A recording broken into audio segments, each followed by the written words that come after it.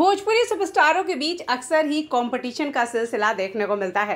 कभी किसी फिल्म को लेकर तो कभी किसी गाने को लेकर। अक्सर ये कलाकार एक दूसरे के दुश्मन भी बन जाते हैं।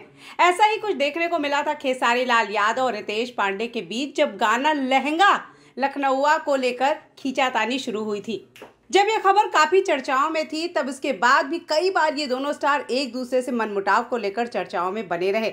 लेकिन पिछले कुछ दिनों से एक बार फिर इन दोनों का होली सॉन्ग चर्चाओं का विषय बना हुआ है।